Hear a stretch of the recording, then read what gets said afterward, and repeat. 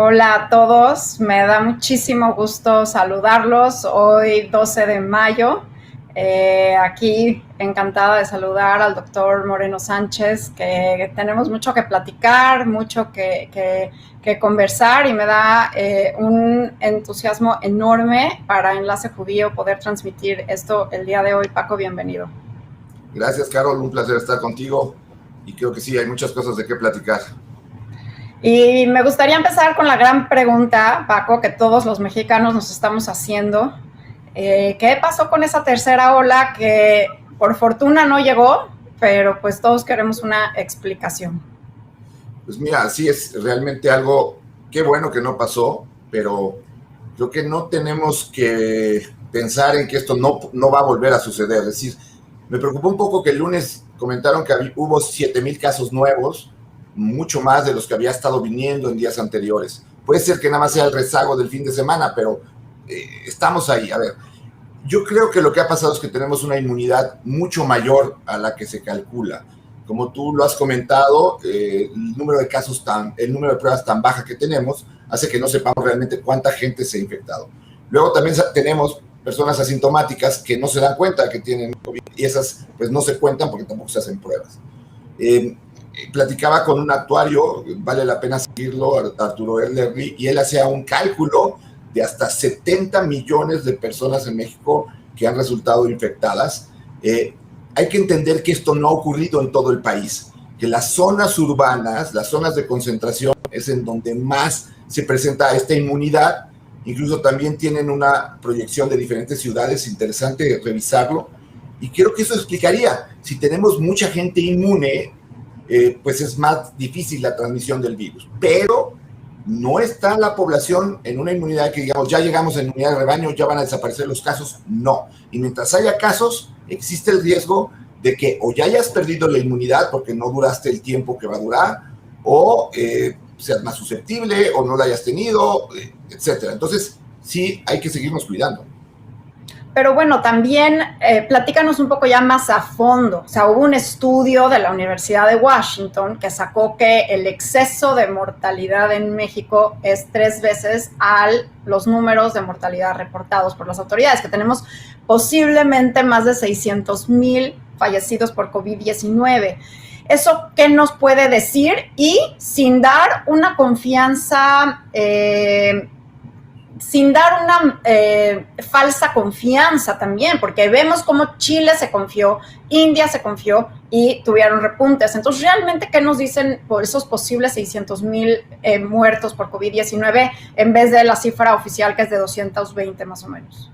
Yo creo que hay 3 cosas muy importantes ahí. Primero, el número oficial de fallecidos es mucho menor al real. Hay estadísticas de esta de la Universidad de Washington, hay otras estadísticas que te comentaba con Arturo Elderly, que también tiene una forma de hacerlo muy precisa, y él habla de 500,000. Independientemente de eso, son muchísimas, ¿no?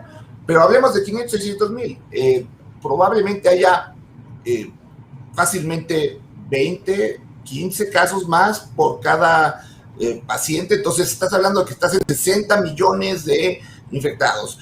Nos ha costado muchísimo el llegar a esta cifra porque esto ha causado 500,000 fallecidos, o sea, 500,000 de mexicanos que han muerto por la pandemia. Y el problema que ha pasado, por ejemplo, en la India y en Brasil. En Brasil, Manaus, una ciudad amazónica, llegó a 70% de inmunidad. Eso lo calcularon, tomaron muestras y el 70% de la población estaba inmune. Llegó esta variante P1 o coincide con un descenso en la inmunidad de la población, y 6 meses después tienen 30% otra vez de gente que se está infectando. Por eso no hay que confiarse, porque sabemos que las variantes están circulando, también sabemos que hay variantes probablemente mexicanas o autóctonas que todavía no tenemos bien definidas, y el otro caso es la India. Yo creo que la India es un poquito diferente. Yo creo que la India fue la tormenta perfecta. Estoy viendo las cifras de la India y ellos tuvieron su primer brote en septiembre, pero lo manejaron muy bien. Hicieron aislamiento, hicieron confinamiento, o sea, lo manejaron muy bien. ¿Por qué? Pues porque la India es un país súper poblado, el segundo más grande del mundo. ¿Qué pasó? Coincidieron igual 3 cosas. 1, la gente no tenía una alta inmunidad, llegó una variante altamente contagiosa. Yo creo que la B1617 es de las más contagiosas. No sabemos si sea además más agresiva o escape a la inmunidad de alguna vacuna, pero que es más contagiosa, real. Y tercero, ocurre en las fiestas del país, en un país culturalmente muy de fiestas de religión, etcétera. Pues el movimiento de la gente, la mayor exposición, pues ha llevado a esto. Entonces, ¿qué preocupa? Pues que esto puede pasar, esto puede seguir pasando mientras siga habiendo replicación viral. ¿Qué quiere decir replicación viral? Que un virus se ha transmitido a otra persona y esa persona enferme y contagia a otro y así seguimos. Entonces, tenemos que mantener medidas de prevención. No podemos bajar la guardia, tenemos que ser lo más cuidadosos posibles. Y entonces, a ver, platicas tú en tu columna de hoy del periódico Reforma de las 3 características más importantes de esta epidemia de la India y las lecciones para México. ¿Podrías repetir estos puntos? Porque estamos ahorita en un país, aquí en México, donde el proceso de vacunación va, y quiero que empecemos a hablar también de cómo va nuestro proceso de vacunación, con 27 millones de vacunas en suelo mexicano, pero aplicadas solamente 21, y qué está pasando con estas que están constantemente en los refrigeradores, este 20% de vacunas, ¿no? Esto como 5 o 6 millones de vacunas siempre estamos como de reserva. Entonces, bueno, platícame de esto y sigo. Sí, mira, yo creo que hablaba de los 3 factores. El virus. ¿Por qué el virus? Porque el virus ya no es el mismo que teníamos antes. O sea, tenemos que entender que al hablar de mutaciones, el virus lo que se hace es más eficiente en infectar a las personas. Modifica esa llave con la que entra al receptor y entra a la célula. Así es un virus capaz de infectar a gente mucho más rápido, mucho más fácil. Por eso lo de la doble mascarilla, por eso todas estas situaciones de mantener más ventilación, etc. Entonces, la enfermedad ya no es la misma y estas variantes lo han hecho mucho más contagiosa. Una enfermedad que ya de por sí era contagiosa y muy difícil de distinguir porque los asintomáticos contagian, ¿no? Segundo, la cuestión de me estoy cansado, estoy harto, llevo mucho tiempo cuidándome y entonces bajas la guardia sin darte cuenta. Y la tercera es estos movimientos en masa que hay. En México tuvimos la Semana Santa de Pascua y pensamos, el movimiento va a lograr que vuelva a haber un repunte. ¿Qué es lo que pasó? Pues la gente está más inmunizada naturalmente porque lo que pasó en diciembre, enero y febrero fue pavoroso. Pero la realidad es que conforme vaya pasando el tiempo, muchas de estas personas van a perder inmunidad, vuelven a ser susceptibles y entonces vuelves a tener la posibilidad de enfermarte. Eso es lo que tenemos que cuidar, que esto no dure el tiempo necesario para que la gente que ya tuvo una inmunidad natural la pierda. Hay 2 formas, cuidándonos, disminuyendo la cantidad de virus, y la otra es vacunándonos. Y sí, la vacuna va, a mi manera de ver, muy lenta. La misma institución de salud había dicho que iba a llegar a 40 millones de vacunados a finales de abril, pues no tenemos más que la mitad y ya estamos a mitad de mayo. Entonces, sí, vamos lentos y pues eso preocupa bastante. ¿Por qué? Pues porque no vamos a alcanzar la inmunidad en rebaño, entonces tenemos que seguirnos cuidando. Sí, y ¿cómo ves esto de las nuevas opciones de vacunas, como por ejemplo la Sputnik Light, que posiblemente podría también aplicarse de esa forma, con ese esquema, o por ejemplo una noticia que salió hoy de Indonesia sobre que Sinovac, su efectividad en población real es casi de 95% y no tiene que ver con el 50% que vimos de eficacia en fase 3. O, por ejemplo, lo que estamos viendo a punto de autorizarse la Johnson & Johnson para México, CanSino ya aplicándose a los maestros. Danos así como un panorama de cómo ves las vacunas en México y cómo se están aplicando. Mira, la cuestión en México es que, pues sí, ante la necesidad de tener vacunas, pues se ha ido buscando diferentes opciones de vacuna.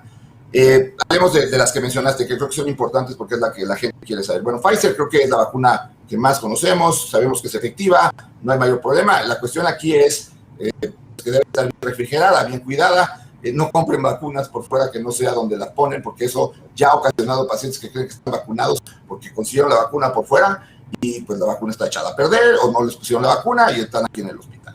Bueno, ese es Pfizer. Sinovac, qué interesante Sinovac. Ahora, lo que a mí me preocupa de Sinovac es que hay mucha gente que no ha recibido la segunda dosis y la baja efectividad es con la primera dosis. Hay reportes de Brasil, de Turquía, hay reportes de diferentes áreas, hay reportes de Chile que también tuvo buen éxito con Sinovac. Creo que si tienes oportunidad de ponértela. Sputnik. ¿Qué preocupa de Sputnik? Pues preocupan dos cosas. Uno, Brasil la semana pasada dejó de la segunda dosis, la que tiene el adenovirus 5, venía con 2 genes que pudiera provocarles una reacción. Entonces se quejó de la vacuna. Y ahora aparece esta Sputnik Light. Sputnik Light recibe una sola dosis. Sería algo similar en estructura a la vacuna de Johnson & Johnson, porque es una adenovirus 26. Pero los mismos rusos dijeron, la vacuna no es tan efectiva como Sputnik 5 y la duración de la protección va a ser de aproximadamente 5 o 6 meses. Otra vez, en 5 y 6 meses no vamos a llegar a inmunidad de rebaño. Entonces tampoco quieres vacunar gente que antes de que llegues a esa inmunidad de rebaño ya haya perdido inmunidad, porque entonces continúas teniendo este círculo. CanSino, nos falta la fase 3, caray. O sea, seguimos pidiendo esa fase 3 porque, pues, sin fase 3 no sabemos totalmente la eficacia. Pero bueno, AstraZeneca aparentemente ya se va a envasar y se va a empezar a aplicar. Tener opciones de vacuna. No hay mejor vacuna que la que te van a poner. Así hay que pensarlo, así hay que actuar. Olvídense de las noticias, de las malas efectos de la vacuna. Creo que hay que vacunarnos. Respeto a la gente que no se quiera vacunar, pero por favor, no asusten a los demás. Eso no se vale. Sí, ese es un mensaje sumamente importante. O sea, la mejor vacuna, lo hemos dicho repetidamente, es la que te puedas poner, y cualquier vacuna es mejor que ninguna vacuna.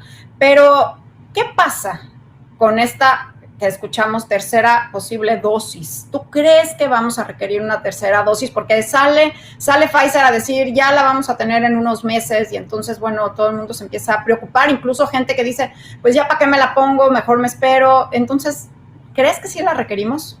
A ver, yo creo que la tercera dosis, y en mi humilde opinión, fue un muy desafortunado comentario del CEO de Pfizer, porque eso nadie lo sabe ahorita. Nadie sabe cuánto va a durar la inmunidad de vacuna. Que seguramente va a caer, sí, pero no es lo mismo esperarte a que caiga por la efectividad de las vacunas. Acuérdense que hay vacunas que duran años de efectividad. Sarampión, un ejemplo, por ejemplo, es una vacuna que se pone una vez, 2 dosis en la vida, o hay algunas vacunas que es prácticamente 2, 3 dosis. Depende de cuánto dure esa inmunidad y depende si aparece una nueva variante. Entonces, ¿cómo te vas a poner ahorita una tercera dosis si la tercera dosis es igual que la primera y la segunda y no tiene las nuevas variantes en su diseño? Entonces, si hay una tercera dosis, me imagino que va a ser una vacuna que se está creando y que va a tener la posibilidad de cubrir variantes. Ahora, el problema es que las variantes aparecen continuamente. O sea, si hacemos una vacuna ahorita con variantes, tendría la de Inglaterra, tendría la de Brasil, tendría la de Sudáfrica, pero pues ya hay en California, ya hay en Nueva York, y ahora está la de la India. Es decir, pues entonces vamos a tener que tener vacunas cada 3 meses, y eso no va a suceder. Entonces, no se angustien de que una tercera dosis, no sabemos cuánto. Por favor, pónganse sus 2 dosis, no ocupen una vacuna de tercera dosis que ni le sirve y se la están quitando a alguien que sí la necesita. No, pero además sabes que hay un punto bien importante, Paco, y las personas pensamos que vamos a requerir esa tercera dosis por las variantes, y creo que tenemos que hacer la aclaración que estas son variantes y no cepas nuevas del virus. Todavía, por más que hablemos los científicos, los médicos de variantes, las vacunas siguen protegiendo contra este virus, contra el SARS-CoV-2. Entonces, en menor o mayor eficacia, sí siguen siendo un seguro de vida. Cuando sacan una nueva vacuna es, por ejemplo, con la influenza, que la cepa de un año al otro cambia tanto, pero ahora sigue siendo el mismo virus. Así es, o sea, son cambios que hay en esa proteína ese que es el receptor que entra hacia la célula.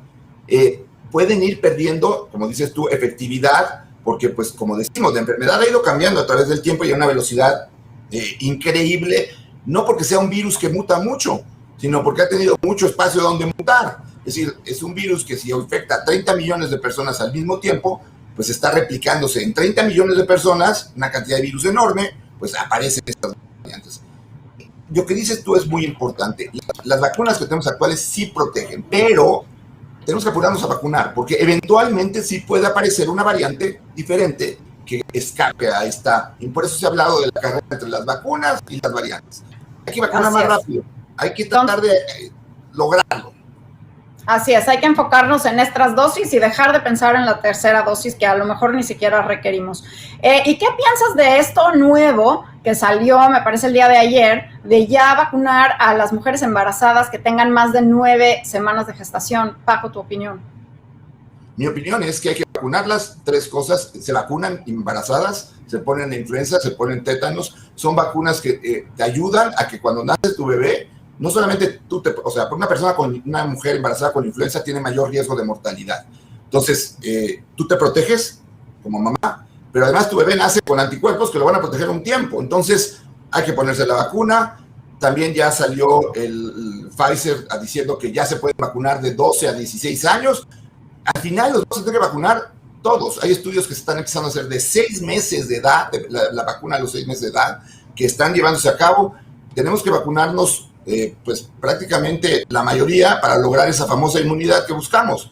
No le tengamos miedo a las vacunas. Y creo que esa decisión de que las mujeres embarazadas se deben o se pueden ya vacunar a partir de los 9 semanas nos debe de dar confianza. O sea, realmente creo que es prioritaria la seguridad y pues si las embarazadas se están pudiendo vacunar es porque ya hay una evidencia clara de que el beneficio de las vacunas es mayor a su riesgo, ¿no? Claro, y entender que si en sí el embarazo no es por sí mismo un factor de mayor riesgo de mortalidad, si hemos visto que mujeres embarazadas mueren más por COVID. ¿Y por qué razón? Porque las que tienen diabetes gestacional, las que tienen hipertensión durante el embarazo, las que tienen un sobrepeso durante el embarazo, esas mujeres tienen mayor riesgo de tener un curso grave con COVID. Además de que, pues, recuerden que COVID ha afectado la salud en toda una dimensión, es decir, desafortunadamente muchas enfermedades, muchos padecimientos, pues se han visto desplazados por la necesidad de atender pacientes COVID. Paco, hace unos días ya finalmente la Organización Mundial de la Salud y el CDC también ya estuvieron de acuerdo en toda la evidencia que se les estuvo presentando sobre que realmente la forma de transmisión primordial de este virus es por el aire. O sea, esto es un virus aéreo. Si bien sabemos que no es respiratorio porque afecta al cuerpo completo, sí se propaga de forma principal por el aire. ¿Qué comentarios nos puedes hacer en esto, en especial pensando en que México está viendo una apertura y entonces cómo, sabiendo cómo se propaga, debemos de comportarnos? Bueno, entonces se vuelve la mascarilla lo más importante, las ventilaciones de las áreas de privacidad, evitar las aglomeraciones, y se vuelve menos importante poner un tapete en la entrada de un centro comercial o un restaurante. Ya hay estudios que demuestran que los tapetes han provocado más caídas y fracturas de cadera que el beneficio que tienen. Quiten los tapetes. Los arcos sanitizadores, quiten los arcos sanitizadores. El echarle algún tipo de esterilizante al súper, mejor si usas cubrebocas, si tienen ventilados, si no vas a lugares concurridos, mantienes distancia, es un virus respiratorio, como tú dices, Carol, muy bien. Olvidémonos de que nos vamos a infectar por agarrar algo de alguien que pasó hace 3 días y que lo infectó. La transmisión es aérea, quiten tapetes, por favor, nada más perdemos tiempo, se llena ahí la gente, un tapete luego resulta que te hacen pasar 3 veces ahí, entonces la gente no quiere pasar porque se van los zapatos y se hace una cola de gente, que eso sí es un factor de riesgo. Pues sí, el virus lo llevamos las personas y lo propagamos las personas, pero por el aire, al hablar, al respirar, es como un humo transparente que va llenando una habitación y por eso estar en lugares cerrados aumenta el riesgo de contagio y estar al aire libre no. Paco, ¿qué debemos de hacer ahora? ¿Cómo ves las aperturas? Porque sin duda con este descenso de casos, con esta ausencia de la tercera ola, pues paulatinamente sí estamos viendo a México a regresar a las actividades que extrañábamos mucho hacer, pero ¿qué sí debemos de seguir haciendo? Podemos hacerlo, pero con precaución. Tenemos que hacerlo con cubrebocas, tenemos que hacerlo en forma gradual y con la gente más conocida.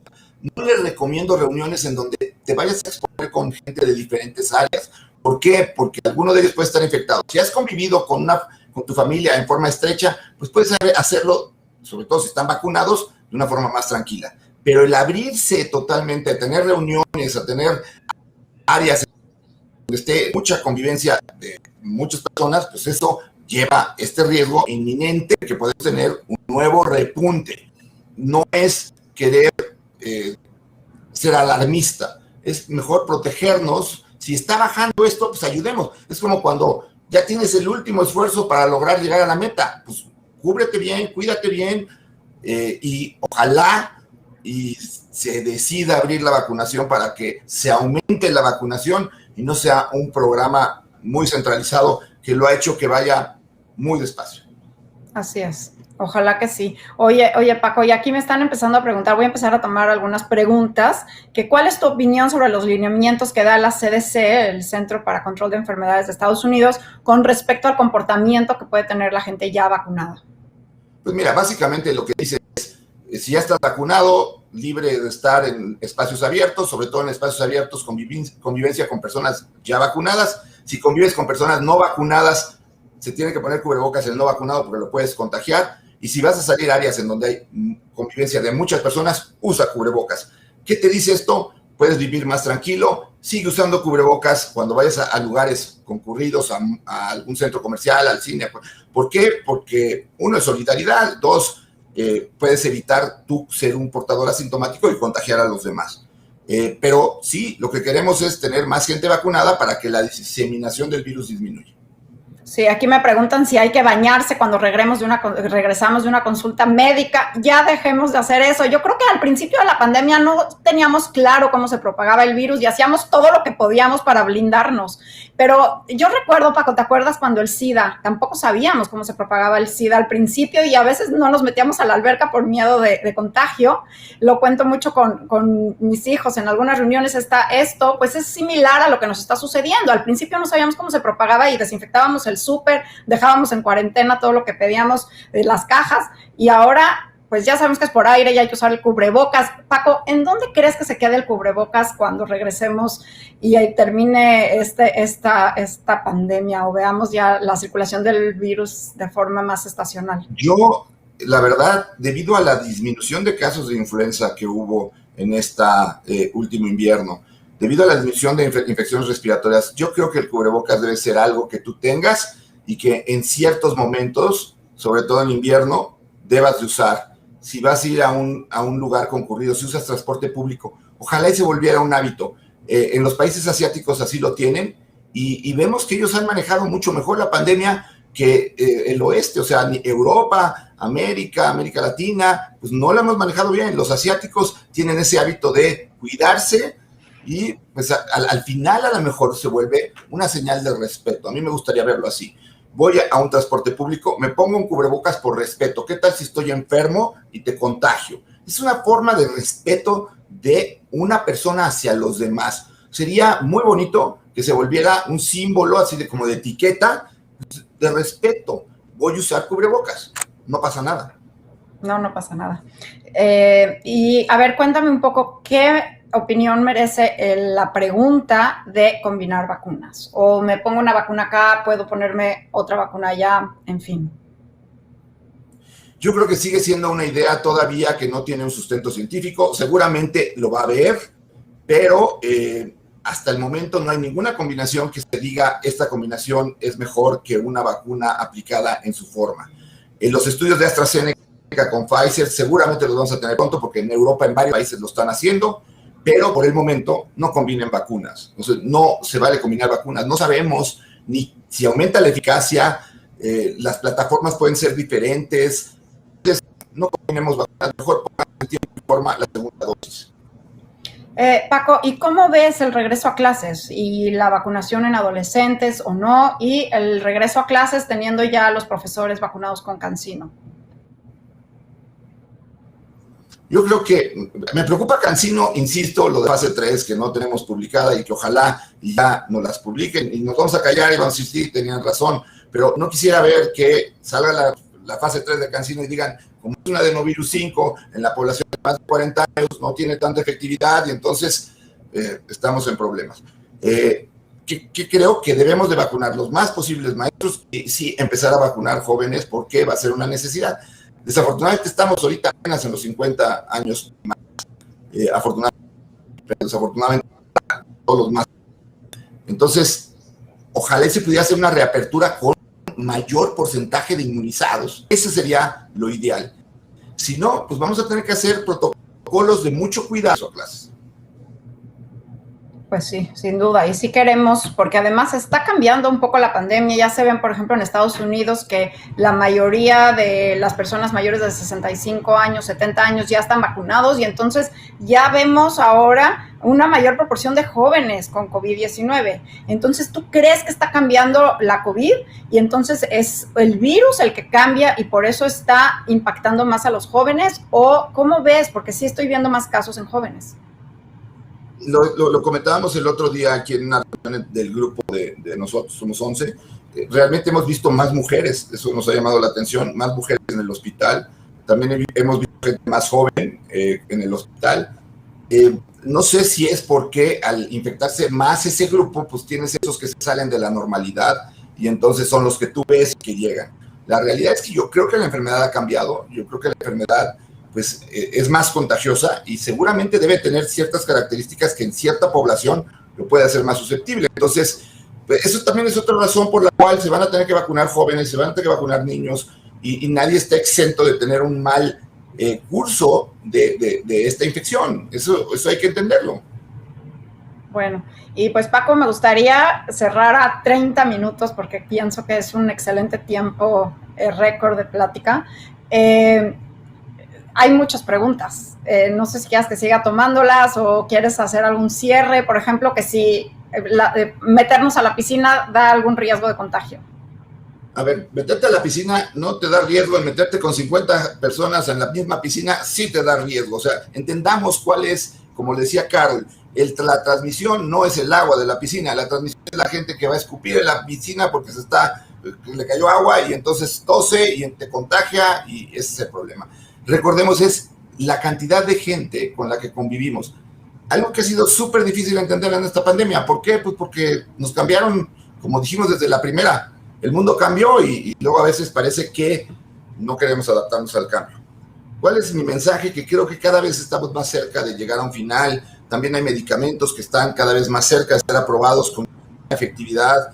Creo que la vacunación pues, está siendo efectiva. Desafortunadamente, como que ha aumentado esta brecha entre países ricos y países pobres y en los mismos países hay esa división, con lo cual es muy triste, pero pues sí, necesitamos que los países que ya llegaron a una inmunidad alta y que ya no están vacunando porque tienen a los anti-vax que no se quieren vacunar, pues ojalá y nos empiecen a mandar sus vacunas y empecemos a obtener más vacunación y más vacunación. Esa es la clave. No, yo diría, mi mayor consejo hoy es, si tú no te quieres vacunar, es una decisión tuya. No convenzas a otras personas de no vacunarse. Eso no se vale.